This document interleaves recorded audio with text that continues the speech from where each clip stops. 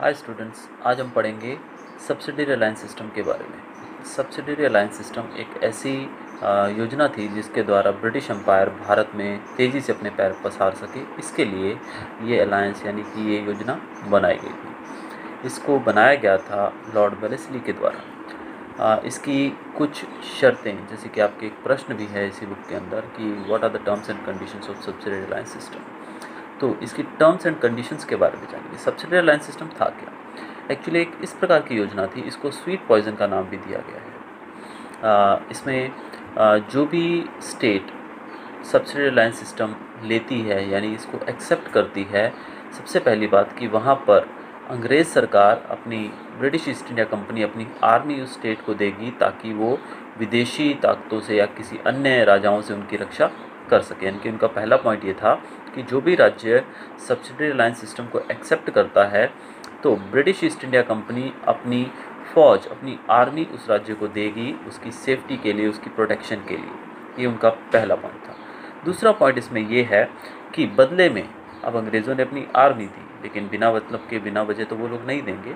अब बदले में वो आर्मी का पूरा खर्चा जो है, जो भी एक्सपेंस है पूरी आर्मी का, वो आर्मी का एक्सपेंस पूरा वो राज्य सरकार, वो राज्य जिसने वो एक्सेप्ट किया है सब्सिडियरी अलायंस सिस्टम, वो राज्य पूरा खर्चा आर्मी का उठाएगा। यानी कि वो पूरा खर्चा ब्रिटिश ईस्ट इंडिया कंपनी को देगा। अगर वो पूरा खर्चा नहीं देगा तो उसके बदले में वो कोई प्रोविंस यानी कि अपना कोई राज्य का कुछ हिस्सा वो अंग्रेज़ सरकार को दे देगा, ताकि उससे आने वाले रेवेन्यू से अंग्रेज़ सरकार ब्रिटिश ईस्ट इंडिया कंपनी अपना आर्मी का वो खर्चा वहाँ से निकाल सके। अब तीसरा पॉइंट इसमें ये था कि कोई भी राज्य बिना ब्रिटिश ईस्ट इंडिया कंपनी की परमिशन के युद्ध नहीं लड़ सकता। यानी कि आप सब्सिडियरी अलायंस सिस्टम एक्सेप्ट करने के बाद किसी भी बाहरी राज्य के साथ, किसी भी राजा के साथ युद्ध नहीं लड़ सकते हैं बिना कंपनी की परमिशन के, और ना ही उनके साथ कोई ट्रीटी यानी कोई संधि, कोई एग्रीमेंट आप कर सकते हैं। ये सब चीज़ों पर बंदी आ जाएगी। अगला पॉइंट इसमें था कि आपके राज्य में एक इंग्लिश रिप्रेजेंटेटिव होगा, यानी कि अंग्रेज़ों का एक नुमाइंदा, एक व्यक्ति जो आपके कार्य पर, आपके राजकाज पर नज़र रखेगा। एक इंग्लिश रिप्रेजेंटेटिव आपके राज्य में अंग्रेज़ सरकार वहाँ पर भेजेगी, वहाँ पर एक व्यक्ति अंग्रेज़ों का रहेगा।